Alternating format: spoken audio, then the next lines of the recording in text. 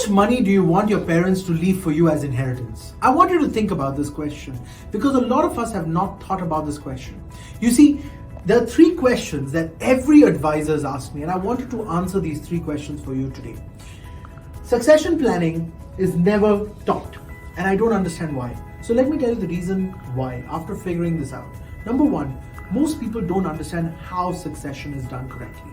The other problem is we don't know what we should be leaving for our children because we've always been told it's about asset accumulation, asset preservation, asset distribution.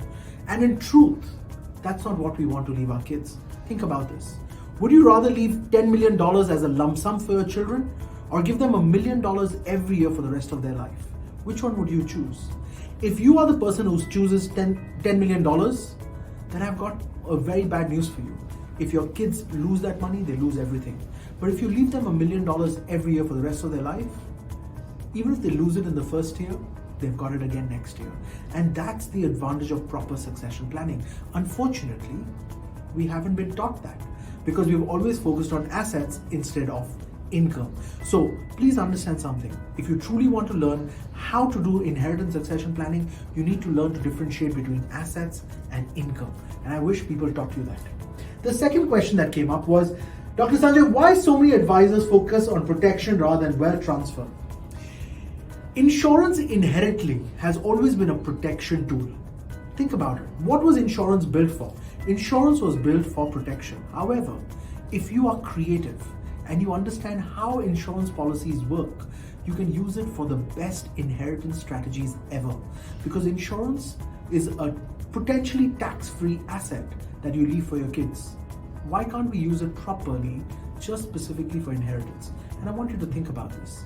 It's the same product, but the purpose changes. And when the purpose changes, your case size also changes. It allows you to be more creative. The third question was, Dr. Sanjay, what's the difference between estate planning and inheritance planning? Guys, estate planning is a very broad topic. There are 7 levels that you have to accomplish to be able to have what we call the perfect estate plan. So if you truly want to learn estate planning, there are 7 topics that you need to learn. One of those 7 is inheritance and succession planning. So I don't have all the time to sit and teach every single one of those 7, and that's why I'm doing this one session, which is specifically a niche in that estate plan, which is inheritance and succession planning. Because even if you learn this one niche, it would propel you to the next level. Guys, the purpose of me doing this session is to help you get to the next level because every single one of us is working towards protection rather than wealth transfer and talking about how inheritance can affect families. So I look forward to seeing every single one of you at Inheritance Succession Planning on 5th and 7th of July.